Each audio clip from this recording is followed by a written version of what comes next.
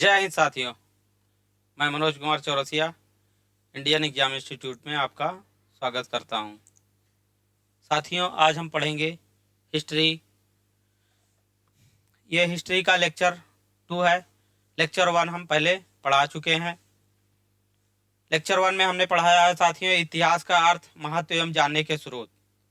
इस अध्याय का ही ये लेक्चर 2 है। कृपया आप पहले लेक्चर 1 देख लें, इसके बाद ये लेक्चर देखें, जिससे आपको क्रमबद्ध तरीके से समझ में आ सके। चलिए साथियों, शुरू करते हैं। सबसे पहले हम शुरू करते हैं मुद्रा। विदेशी अभिलेख तक हमने पढ़ा दिया था साथियों। अभिलेख में देशी अभिलेख और विदेशी अभिलेख पढ़ा दिया था। इसके आगे हम लोग शुरू करते हैं मुद्रा। मुद्रा में हम लोग पढ़ेंगे, मुद्रा से शुरू करते हैं। मुद्रा में के बारे में जानते हैं। प्राचीन मुद्राएं हैं, यूनानी मुद्राएं हैं, इसके बारे में शुरू करते हैं। मुद्रा। प्राचीन भारत के इतिहास का ज्ञान प्राप्त करने में मुद्राओं से बड़ी सहायता मिलती है। इन मुद्राओं का वर्गीकरण हम निम्नलिखित रीत से कर सकते हैं। पहला है प्राचीन मुद्राएं। प्राचीन काल की मुद्राओं में प्रायः चित्र अथवा चिन्ह होते हैं। इन मुद्राओं का केवल धार्मिक एवं कलात्मक महत्व हो सकता है, इनसे राजनीतिक तथ्यों का बोध नहीं होता है। आगे देखते हैं यूनानियों की मुद्राएं। यूनानियों की के आक्रमण के बाद जो मुद्राएं निकली, उनसे सम्राटों के नाम ज्ञात होते हैं। कला की दृष्टि से इन मुद्राओं का बहुत महत्व है। लगभग 30 यूनानी सम्राटों एवं सामग्रियों का परिचय इन मुद्राओं से मिलता है। इन्होंने लगभग 200 वर्ष तक शासन किया। इनका ज्ञान भी मुद्राएं देती हैं। आगे हम लोग देखते हैं साथियों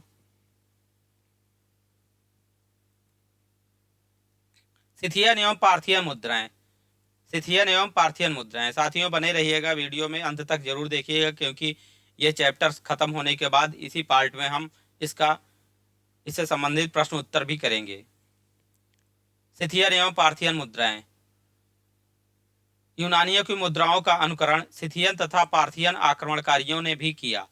कलात्मक दृष्टि से यह उतनी अच्छी नहीं है, परंतु इनका ऐतिहासिक महत्व कम नहीं है। मौर्य साम्राज्य के बाद जो यूनानी शक एवं पार्थियन भारत आए, उनके इतिहास का ज्ञान हमें केवल मुद्राओं से होता है। आगे देखते हैं हम भारतीय राजाओं की मुद्राएं। भारतीय राजा जो अपने भारत के राजा थे, उनकी मुद्राओं के बारे में देखते हैं। भारतीय राजाओं ने भी मुद्राएं चलाई थी, जो कि नृपतंत्रात्मक का मतलब होता है राज। नृपतंत्रात्मक का मतलब हो गया राजतंत्रात्मक, जो कि नृपतंत्रात्मक एवं लोकतंत्रात्मक दोनों ही प्रकार के राज्यों के इतिहास जानने में सहायक सिद्ध होती हैं। मालय, यौधेय, पांचाल के मित्र राजाओं के इतिहास के प्रधान साधन मुद्राएं ही हैं। दक्षिण के 7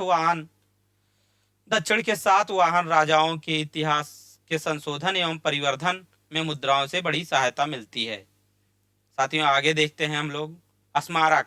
स्मारक से देखते हैं हमको क्या क्या पता चलता है भारतीय इतिहास के बारे में। किस किस स्मारक से पता चलता है भारतीय इतिहास के बारे में। स्मारक में है, स्मारक चिन्ह को हम 2 भागों में व्यक्त कर सकते हैं, जैसे देशी स्मारक एवं विदेशी स्मारक। देशी स्मारक के अंतर्गत देखते हैं देशी स्मारक चिन्ह तक्षशिला में जो खुदाई हुई, उनसे कुषाण काल के कालक्रम के संदेह को अधिकांशतः दूर कर दिया। यानी तक्षशिला में जो खुदाई हुई थी, उसने कुषाण काल के कार्यक्रम के संदेह को अधिकांशतः दूर कर दिया। हड़प्पा एवं मोहनजोदड़ो की खुदाई से पता चलता है कि कालक्रम की कम से कम 5000 वर्ष पूर्व सिंधु घाटी की सभ्यता कैसी थी, यह हमें हड़प्पा एवं मोहनजोदड़ो की खुदाई से पता चलता है। सारनाथ का स्तंभ भारतवर्ष की सर्वोच्च नक्काशी है। सारनाथ में जो स्तंभ बना हुआ है, वो भारतवर्ष की सर्वोच्च नक्काशी है, यानी कि उसमें नक्शे बहुत ही अच्छे चित्र बने हुए हैं, नक्शे बने हुए हैं। इसी प्रकार झांसी जिले के देवगढ़ में पत्थर के मंदिर बने हैं। झांसी के देवगढ़ के पत्थर के मंदिर, कानपुर जिले के भीतर गांव में ईंट के मंदिर, अजंता की गुफाओं की चित्रकारी, नालंदा में बुद्ध जी की तांबे की मूर्ति का पता चलता है। नालंदा में बुद्ध जी की क्या है, तांबे की मूर्ति है। जिससे हिंदू कला एवं सभ्यता की उच्च कोटि ज्ञात होती है। आगे देखते हैं हम लोग विदेशी स्मारक। विदेशी स्मारक के बारे में हम लोग देखते हैं। विदेशी स्मारक चिन्ह, जावा और कंबोज में जो स्मारक चिन्ह उपलब्ध हैं उनसे भारत की कला का ही नहीं वरन प्राचीन भारत की उपनिवेश स्थापना की अभिरुचि का भी ज्ञान होता है। जावा में अनेक देवालय तथा प्राचीन स्मारक प्राप्त हुए हैं जिनसे हिंदू धर्म तथा संस्कृत का पता चलता है। मलाया में एक देवालय तथा कुछ पत्थर की मूर्तियां प्राप्त हुई हैं जिनसे पता चलता है कि यहाँ के निवासी हिंदू थे जो शिव, पार्वती, गणेश, नंदी आदि की पूजा करते थे। आगे देखते हैं साथियों, निर्धारण तिथि। निर्धारण तिथि में देखते हैं तिथि क्रम के अभाव के कारण भी प्राचीन भारतीय इतिहास के अध्ययन में कठिनाई उत्पन्न होती है, यानी तिथि क्रम इसका सही से पता नहीं चल पाता है। डॉक्टर राजबली पांडे के अनुसार, डॉक्टर राजबली पांडे ने लिखा है कि प्राचीन भारत के लोग तिथि क्रम की अपेक्षा युग परंपरा को और घटनाओं की अपेक्षा विचारधाराओं को अधिक महत्व देते हैं।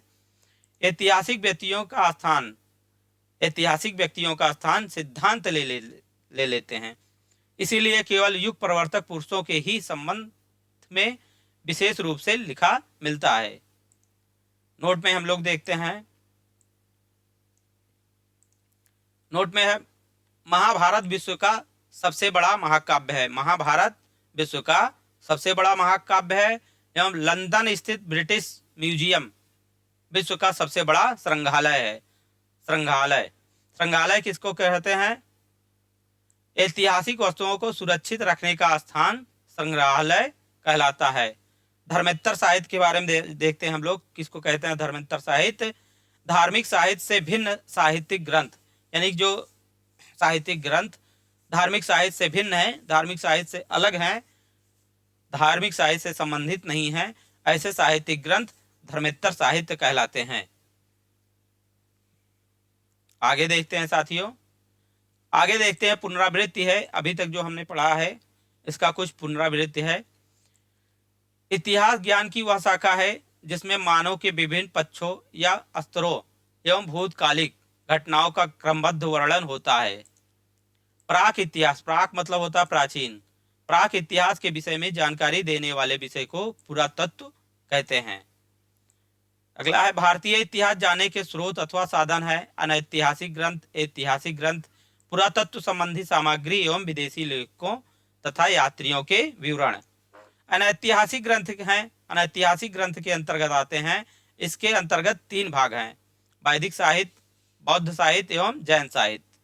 ऐतिहासिक ग्रंथ के अंतर्गत महाकाव्य, पुराण, अर्थशास्त्र, हर्षचरित, राजतरंगिणी, विक्रमांक देव चरित, तमिल ग्रंथ, दीपवंश एवं महावंश हैं। विदेशी विवरण से हमें यूनानी, चीनी, तिब्बत, मुसलमान एवं मार्को पोलो से प्राप्त होते हैं। मुद्राएं, प्राचीन यूनानियों, सिथियन, पार्थियन एवं भारतीय राजाओं की मुद्राओं से भी हमें इतिहास जानने में सहायता मिलती है। आगे देखते हैं साथियों, आगे हम लोग प्रश्न उत्तर करेंगे साथियों। प्रश्न उत्तर इसमें अभी तक हमने जो पढ़ा है हम लोगों ने इसका प्रश्न उत्तर करेंगे। प्रश्न संख्या 1 है, प्रश्न संख्या 1 है, ग्रीक भाषा में इतिहास का अर्थ है। साथियों आप लोग इसको कमेंट्स में बताइएगा। अपना सेल्फ मूल्यांकन, खुद का मूल्यांकन खुद कर लीजिएगा। इसमें हम लगभग 10 सेकंड का आपको समय देंगे। इसमें आपको इस तरह से कमेंट्स करना है जैसे पहला का है, पहला एक लिख के फिर पॉइंट जो है, जो भी पॉइंट आपको लगता है कि ये सही है।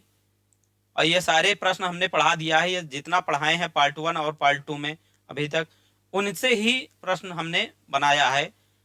तो आप अपना खुद मूल्यांकन कर लीजिएगा, कितना आपके दिमाग में आया है, समझ में कितना आपको याद हुआ है। ये मूल्यांकन आप खुद ईमानदारी से कर सकते हैं। चाहे जब आप ये वीडियो देख रहे हैं तब आप खुद मूल्यांकन कर लीजिएगा।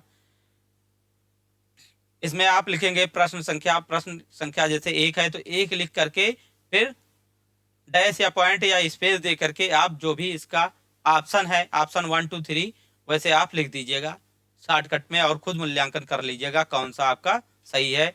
तो साथियों चलिए शुरू करते हैं। प्रश्न संख्या 1, ग्रीक भाषा में इतिहास का अर्थ है। साथियों 10 सेकंड का समय आपको देते हैं, 10 सेकंड का समय, आप लोग इसको कमेंट्स में बताइए। ग्रीक भाषा में इतिहास का अर्थ है। पहला है हिस्ट्री, दूसरा हिस्टोरिया, तीसरा है हिस्टोलिका, चौथा है हेरोडोट्स। साथियों बताइएगा कमेंट्स करके, ग्रीक भाषा में इतिहास का अर्थ है हिस्ट्री है या हिस्टोरिया है या हिस्टोलिका है या हेरोडोट्स है, कौन सा है इसमें? चलिए साथियों हम बताते हैं। ग्रीक भाषा में इतिहास का अर्थ है हिस्टोरिया। ग्रीक शब्द हिस्टोरिया से, इतिहास का अर्थ ग्रीक शब्द हिस्टोरिया से लिया गया है। तो इसका पहले का है, दूसरा हिस्टोरिया। सही आंसर है इसका हिस्टोरिया।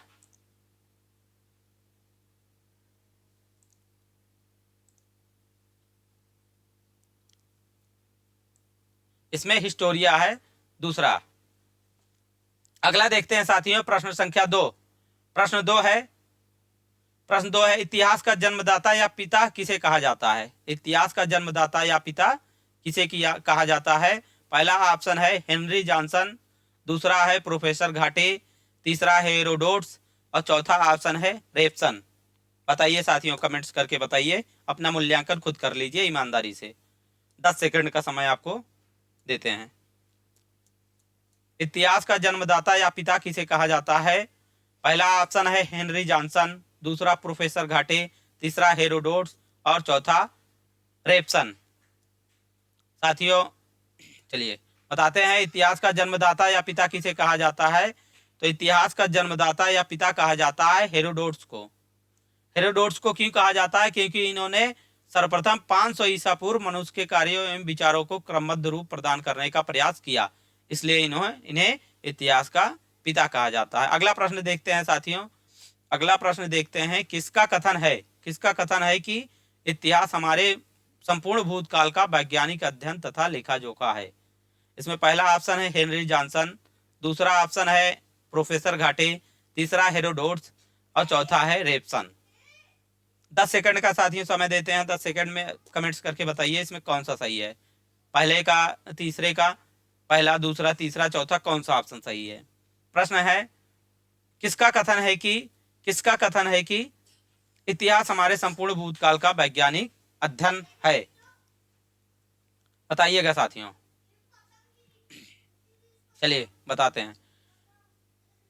प्रश्न है किसका कथन है कि इतिहास हमारे संपूर्ण भूतकाल का वैज्ञानिक अध्ययन तथा लेखा जोखा है? तो साथियों ये तीसरा है, तीसरे का तीसरा है प्रोफेसर घाटे, तीसरे का दूसरा है प्रोफेसर घाटे ने लिखा है।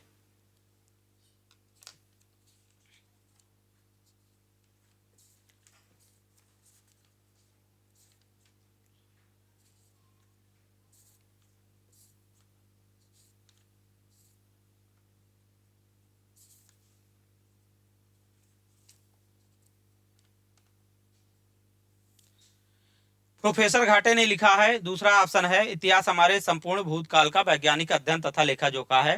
तो इसका तीसरे का दूसरा सही है, दूसरा ऑप्शन सही है प्रोफेसर घाटे। अगला देखते हैं साथियों, प्रश्न संख्या 4। प्रश्न संख्या 4 है, किसने कहा है कि इतिहास घटनाओं या विचारों की उन्नति का सुसंबद्ध विवरण है? पहला ऑप्शन है हेनरी जॉनसन, दूसरा प्रोफेसर घाटे, तीसरा हेरोडोट्स, चौथा रेफसन। बताइएगा साथियों, बताइए इसमें कौन सा सही है। किसने कहा है कि इतिहास घटनाओं या विचारों की उन्नति का सुसंबद्ध विवरण है? तो इसमें साथियों सही है रेफसन ने कहा है कि इतिहास घटनाओं या विचारों की उन्नति का सुसंबद्ध विवरण है। आगे देखते हैं साथियों। प्रश्न संख्या 5 है। प्रश्न संख्या 5, किसके अनुसार इतिहास जीवन के अनुभवों की एक खान है जो हमें वर्तमान को समझने में बड़ी सहायता प्रदान करती है? पहला ऑप्शन है हेनरी जॉनसन, दूसरा प्रोफेसर घाटे, तीसरा जोन्स महोदय, चौथा रेफसन। बताइएगा इसमें कौन सा सही है। पांचवा, तो साथियों पांचवा का तीसरा सही है जोन्स महोदय ने कहा है कि इतिहास जीवन के अनुभवों की एक खान है जो हमें वर्तमान को समझने में बड़ी सहायता प्रदान करती है। छठवां देखते हैं साथियों, अगला प्रश्न देखते हैं, प्रश्न संख्या 6। किसके अनुसार भूतकालीन घटनाओं का उल्लेख ही इतिहास है? पहला ऑप्शन है हेनरी जॉनसन, दूसरा प्रोफेसर घाटे, तीसरा हेरोडोट्स, चौथा रेपसन। बताइएगा, किसके अनुसार भूतकालीन घटनाओं का उल्लेख ही इतिहास है? तो इसमें सही है साथियों पहला हेनरी जॉनसन। हेनरी जॉनसन ने कहा है कि भूतकालीन घटनाओं का उल्लेख ही इतिहास है। अगला प्रश्न देखते हैं साथियों, प्रश्न संख्या 7 है, जैन साहित्य का सर्वाधिक महत्वपूर्ण ग्रंथ क्या है? जैन साहित्य का सर्वाधिक महत्वपूर्ण ग्रंथ कौन सा है? भद्रबाहु चरित्र, परिशिष्ट पर्वन, आचारांग सूत्र, कालिका पुराण। इसमें कौन सा जैन साहित्य का सर्वाधिक महत्वपूर्ण ग्रंथ है?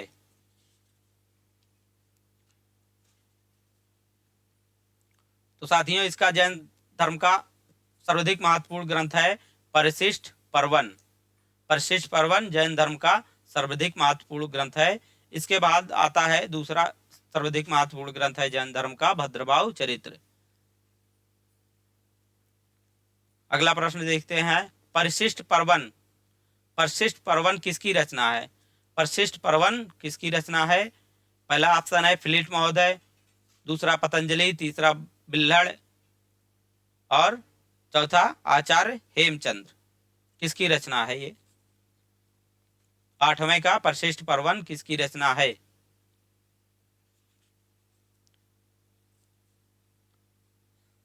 परिशिष्ट पर्वन किसकी रचना है? फिलिप महोदय, पतंजलि, बिल्हड़, आचार्य हेमचंद्र। किसकी रचना है? तो ये आचार्य हेमचंद्र की है परिशिष्ट पर्वन, और ये जैन साहित्य का सर्वाधिक महत्वपूर्ण ग्रंथ है। अगला प्रश्न देखते हैं, प्रश्न संख्या 9, भद्रबाहु चरित्र किसकी रचना है? भद्रबाहु चरित्र किसकी रचना है? पहला ऑप्शन है आचार्य श्री रत्नानंदी उर्फे रत्न कीर्ति जी, और दूसरा है पतंजलि, तीसरा बिल्हड़, चौथा आचार्य हेमचंद्र। बताइएगा किसकी रचना है? भद्रबाहु चरित्र किसकी रचना है? आचार्य श्री रत्नानंदी उर्फे रत्न कीर्ति जी, पतंजलि, बिल्हड़, आचार्य हेमचंद्र। साथियों ये है आचार्य श्री रत्नानंदी उर्फे रत्न कीर्ति जी। भद्रबाहु चरित्र आचार्य श्री रत्नानंदी उर्फ रत्न कीर्ति जी इनकी रचना है। ये कभी कभी इसमें रत्न कीर्ति जी ही दे देता है ऑप्शन में, और कभी कभी रत्ननंदी या रत्नानंदी ऐसे करके देता है, तो इसमें कंफ्यूज मत होइएगा। दोनों में से कोई भी नाम आ जाए या दोनों आ जाए तो भद्रबाहु चरित्र की रचना श्री आचार्य श्री रत्नानंदी उर्फ रत्न कीर्ति जी ने की है। आगे देखते हैं, प्रश्न क्या 10 है, उपनिषद कितने हैं? उपनिषद कितने हैं? पहला ऑप्शन है 51, दूसरा 108, तीसरा 121, चौथा 80। कितने हैं उपनिषद? बहुत बार आता है और बहुत ही इजी है, लगभग सभी इसको कर लेते हैं। उपनिषद की संख्या कितनी है? उपनिषद कितने हैं? तो साथियों उपनिषद हैं 108। 108 उपनिषद हैं। अगला देखते हैं 11वां, सबसे प्राचीन वेद कौन सा है? सबसे प्राचीन वेद कौन सा है? तो सबसे प्राचीन वेद कौन सा है? पहला ऑप्शन है अथर्ववेद, दूसरा सामवेद, यजुर्वेद, चौथा ऋग्वेद। तो सबसे प्राचीन वेद, बहुत ही इजी प्रश्न है ये, बहुत ही इजी प्रश्न है। सबसे प्राचीन वेद है ऋग्वेद। ऋग्वेद सबसे प्राचीन वेद है। अगला प्रश्न देखते हैं, प्रश्न संख्या 13, किसने लिखा है कि भारतीय इतिहास को सिकंदर के आक्रमण के पूर्व की किसी महत्वपूर्ण घटना की तिथि निश्चित नहीं की जा सकती? किसने लिखा है भारतीय इतिहास को सिकंदर के आक्रमण के पूर्व की किसी महत्वपूर्ण घटना की तिथि निश्चित नहीं की जा सकती? पहला ऑप्शन है फिलिप महोदय, दूसरा कावेल, तीसरा एल्फिंस्टन और चौथा आचार्य हेमचंद्र। बताइएगा साथियों कमेंट्स करके किसकी रचना है ये, किसकी रचना है? भारतीय इतिहास किसने लिखा है कि भारतीय इतिहास को सिकंदर के आक्रमण के पूर्व की किसी महत्वपूर्ण घटना की तिथि निश्चित नहीं की जा सकती है? प्रश्न संख्या 13 है। तो इसको कहा है एल्फिंस्टन ने। प्रश्न संख्या ऑप्शन 3 है एल्फिंस्टन। एल्फिंस्टन एल्फिंस्टन ने लिखा है, एल्फिंस्टन ने कहा है कि भारतीय इतिहास को सिकंदर के आक्रमण के पूर्व की किसी महत्वपूर्ण घटना की तिथि निश्चित नहीं की जा सकती है। प्रश्न संख्या 14 है, अगला देखते हैं। प्रश्न संख्या 14 किसने लिखा है, हिंदू काल में हम उस समय तक के इतिहास की घटनाओं का विस्तार पूर्वक तथा निश्चित रूप से वर्णन नहीं कर सकते जब तक भारत अन्य राष्ट्रों के संपर्क में नहीं आ गया। तो ये किसने लिखा है, फ्लीट महोदय ने या कावेल ने या एल्फिंस्टन ने या आचार्य हेमचंद ने, किसने लिखा है? प्रश्न संख्या 14 तो इसको लिखा है कावेल ने लिखा है। कावेल ने लिखा है कि हिंदू काल में उस समय तक के इतिहास की घटनाओं का विस्तार पूर्वक तथा निश्चित रूप से वर्णन नहीं कर सकते जब तक भारत अन्य राष्ट्रों के संपर्क में नहीं आ गया। तो इसको कावेल ने लिखा है। आगे देखते हैं साथियों। प्रश्न संख्या 15 किसने लिखा है? यह प्रश्न किया जा सकता है कि क्या प्राचीन काल में हिंदुओं की प्रवृत्ति इतिहास की ओर थी? क्या उनमें यह गुण था?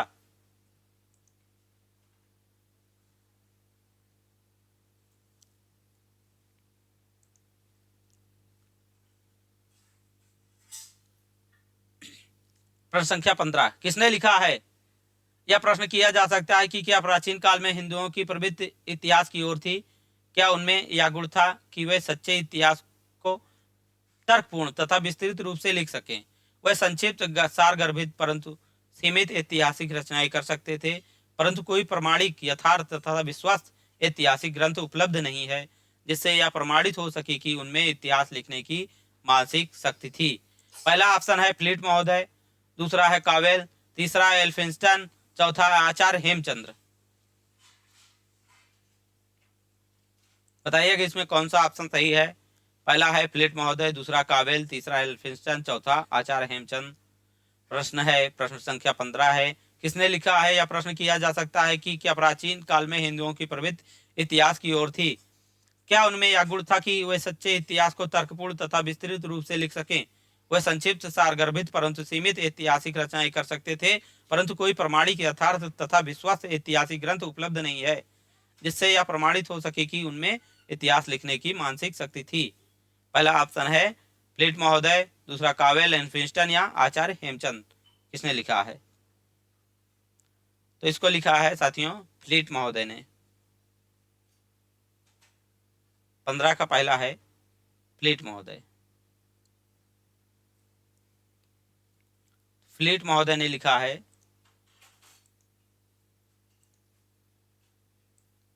फ्लीट महोदय।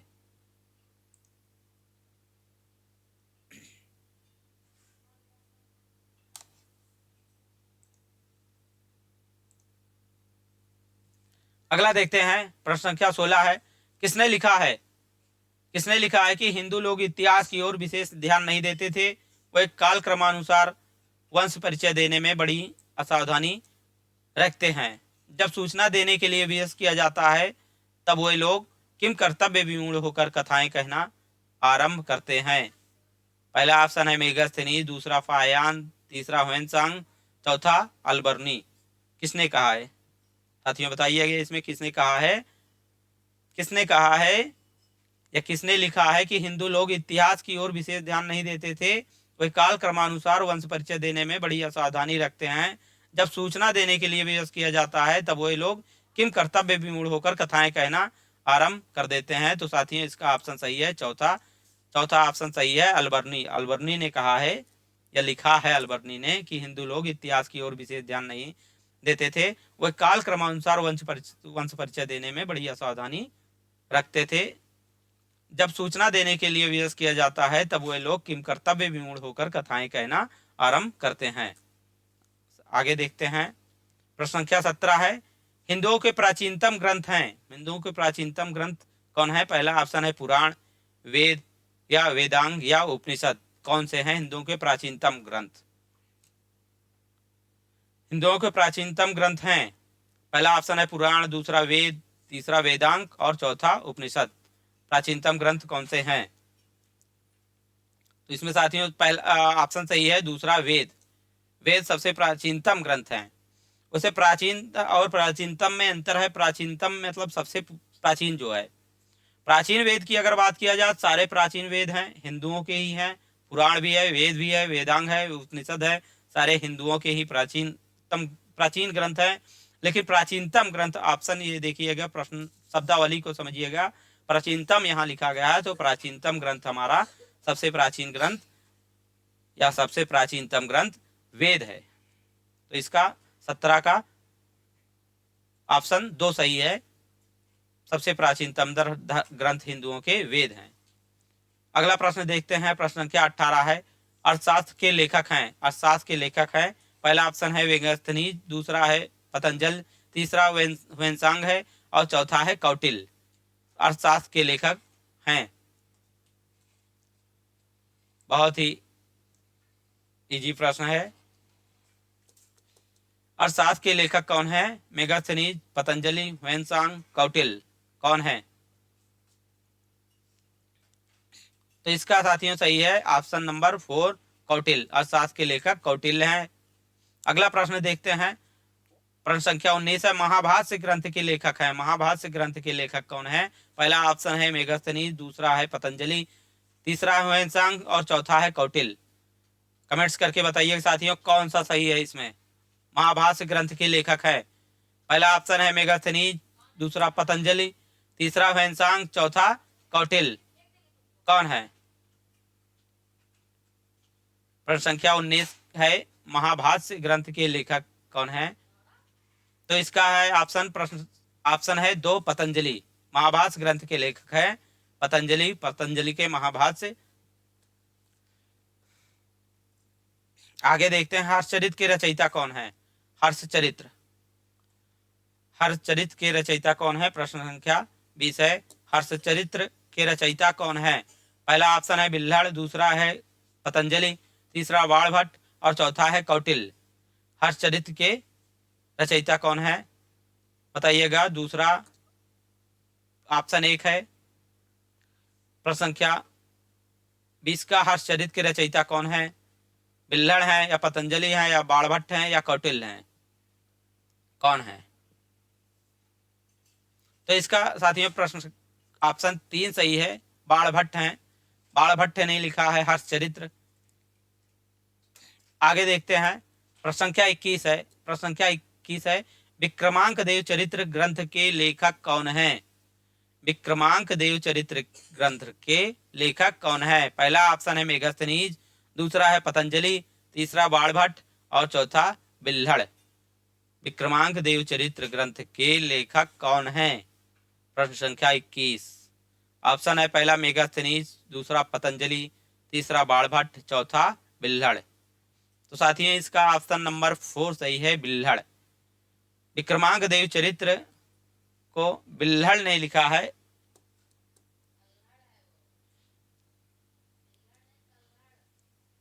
विक्रमांक देव चरित्र को साथियों ऑप्शन नंबर 4 सही है, बिल्हड़ ने लिखा है। बिल्हड़ ने। कल्हड़ और बिल्हड़ में कंफ्यूज मत होइएगा, कल्हड़ अलग है और बिल्हड़ अलग है। कल्हड़ ने लिखा है राज तरंगड़ी और बिल्हड़ ने लिखा है विक्रमांक देव चरित्र। अगला प्रश्न है साथियों, ये आ गया है अगला प्रश्न भी, राज तरंगड़ी ग्रंथ के लेखक कौन है? तो राज तरंगड़ी ग्रंथ के लेखक कौन है? तो पहला ऑप्शन है मेगास्थनीज, दूसरा ऑप्शन है कल्हड़ और तीसरा ऑप्शन है बाणभट्ट और चौथा ऑप्शन है बिल्हड़। इसमें दोनों ऑप्शन है, कल्हड़ भी है और बिल्हड़ भी है। ज्यादातर लोग साथियों इसी में कंफ्यूज हो जाते हैं, बिल्हड़ और कल्हड़ में। तो राज तरंगड़ी ग्रंथ के लेखक कौन है? तो राज तरंगड़ी ग्रंथ के लेखक अभी आपको हमने बता दिया है, ऑप्शन नंबर 2 सही है, कल्हड़। कल्हड़ ने लिखा है राज तरंगड़ी और बिल्हड़ ने लिखा है विक्रमांक देव चरित्र। आगे देखते हैं, निम्नलिखित में कौन यूनानी लेखक है? प्रश्न संख्या 23 है, निम्नलिखित में कौन यूनानी लेखक है? ऑप्शन 1 है हेरोडोट्स, दूसरा टेचियस, तीसरा मेगास्थनीज और चौथा उपर्युक्त सभी। कौन सा सही है? प्रश्न संख्या 23। निम्नलिखित में कौन यूनानी लेखक है? पहला हेरोडोट्स, दूसरा टेसियस, तीसरा मेगास्थनीज और चौथा उपर्युक्त सभी। कौन सा ऑप्शन सही है? तो इसमें साथियों यूनानी लेखक तो हमने पढ़ाया था आपको कि 3 यूनानी लेखक हैं, हेरोडोट्स, टेसियस और मेगास्थनीज। हेरोडोट्स इतिहास के जन्मदाता, टेसियस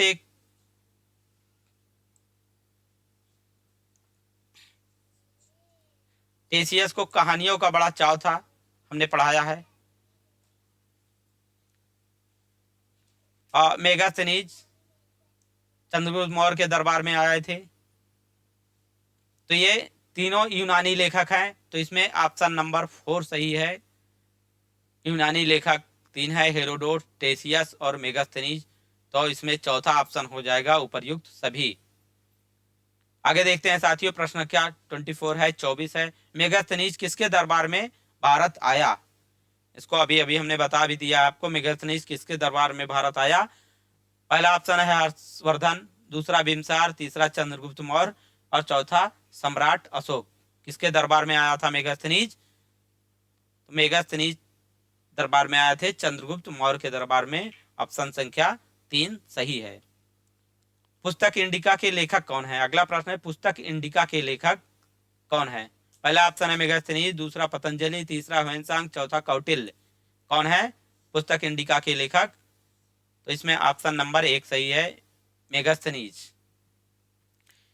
अगला प्रश्न है, निम्नलिखित में कौन चीनी यात्री है? चीनी यात्री कौन से हैं? पहला है फायान, दूसरा ह्वेनसांग, तीसरा इत्सिंग। कौन से इसमें चीनी यात्री हैं? या चौथा है उपर्युक्त सभी। कौन इसमें चीनी यात्री हैं? निम्नलिखित में कौन चीनी यात्री है? पहला ऑप्शन है फायान, दूसरा ह्वेनसांग, तीसरा इत्सिंग या उपर्युक्त सभी। तो साथियों इसका ऑप्शन नंबर 4 सही है, उपर्युक्त सभी। चीनी यात्री तीनों चीनी यात्री हैं, फायान, ह्वेनसांग और इत्सिंग। तीनों चीनी यात्री हैं, चीन से भारत आए थे। अगला प्रश्न देखते हैं, निम्नलिखित में कौन तिब्बती लेखक है? तिब्बती लेखक तिब्बत से कौन सा यात्री आया था अपने भारत में? पहला ऑप्शन है मेगास्थनीज, दूसरा है पतंजलि, तीसरा लामा तारानाथ और चौथा है बिल्हड़। कौन सा सही है? निम्नलिखित में कौन तिब्बती यात्री था? तो तिब्बती यात्री थे ऑप्शन नंबर 3 लामा तारानाथ, ये तिब्बत से आए थे। अगला प्रश्न है, पुस्तक है तहकीकाते हिंद। तहकीकाते हिंद पुस्तक के लेखक हैं। तहकीकाते हिंद पुस्तक किसने लिखा है? पहला ऑप्शन है अलबर्नी, दूसरा है कल्हड़, तीसरा बाणभट्ट और चौथा है बिल्हड़। कौन लिखा था तहकीकाते हिंद? बताइएगा किसकी रचना है ये पुस्तक? तहकीकाते हिंद किसने लिखा? अलबर्नी, कल्हड़, बाणभट्ट और बिल्हड़ किसने लिखा है? तो तहकीकाते हिंद पुस्तक लिखा है अलबर्नी ने, कल्हड़ ने राज तरंगड़ी लिखा है, बाणभट्ट ने हर्षचरित्र लिखा है और बिल्हड़ ने विक्रमांक देव चरित्र लिखा है। तो इसका ऑप्शन नंबर 1 सही है, अलबर्नी। तहकीकाते हिंद पुस्तक के लेखक हैं अलबर्नी। आगे देखते हैं, मार्को पोलो कहां से भारत आया था? मार्को पोलो एक यात्री था, ये कहां से भारत आया था? पहला ऑप्शन है चीन, दूसरा है यूनान, तीसरा वेनिस, चौथा अफगान। कहां से आया था मार्को पोलो? मार्को पोलो कहां का निवासी था या कहां से आया था भारत? पहला ऑप्शन चीन, यूनान, वेनिस या अफगान। साथियों हम पढ़ा चुके हैं आपको, इसका ऑप्शन नंबर 3 है वेनिस। मार्को पोलो वेनिस से भारत आया था। अगला प्रश्न देखते हैं, अशोक के अभिलेख किस लिपि में लिखे गए हैं? अशोक के अभिलेख किस लिपि में लिखे गए हैं? पहला ऑप्शन है खरोष्टी लिपि, दूसरा ऑप्शन है ब्राह्मी लिपि और चौथा ऑप्शन है उपर्युक्त 1 एवं 2 दोनों। कौन सा ऑप्शन इसमें सही है? पहला, दूसरा, तीसरा कौन सा सही है? अशोक के अभिलेख किस लिपि में लिखे गए हैं? प्रश्न संख्या 30 है, अशोक के अभिलेख किस लिपि में लिखे गए हैं? पहला ऑप्शन है खरोष्टी लिपि, दूसरा ब्राह्मी, तीसरा उपर्युक्त सभी या उपर्युक्त 1 एवं 2 दोनों। तो इसका ऑप्शन सही है ऑप्शन नंबर 3। अशोक के अभिलेख हमने आपको पढ़ाया है। अशोक के अभिलेख दोनों लिपि में लिखे गए हैं, खरोष्ट लिपि और ब्राह्मी लिपि। तो इसका ऑप्शन नंबर 3 सही है, उपर्युक्त 1 एवं 2 दोनों। अगला प्रश्न देखते हैं साथियों, विदेशी लेख एशिया माइनर में, विदेशी लेख एशिया माइनर में बोगज कोई के लेखों में किसका उल्लेख है? विदेशी लेख है एशिया माइनर में, बोगज कोई के लेखों में किसका उल्लेख है? पहला ऑप्शन है वैदिक देवताओं का, दूसरा है विदेशी मुद्रा का, तीसरा व्यापार का और चौथा इनमें से कोई नहीं। साथियों बताइएगा इसको कमेंट्स करके, 31 का पहला ऑप्शन सही है, दूसरा या तीसरा या चौथा, कौन सा सही है? प्रश्न संख्या 31 है, विदेशी लेख एशिया माइनर में बोगज कोई के लेखों में किसका उल्लेख है? साथियों इसका ऑप्शन नंबर 1 सही है, वैदिक देवताओं का।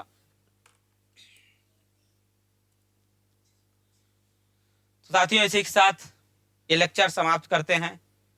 साथियों यदि एक रिक्वेस्ट है आपसे, यदि आपने चैनल सब्सक्राइब नहीं किया है तो सब्सक्राइब कर लीजिएगा और बेल आइकन को ऑन कर लीजिएगा, जिससे आने वाली वीडियो सबसे पहले आपको मिले। जय हिंद, वंदे मातरम। मिलते हैं अगले वीडियो में।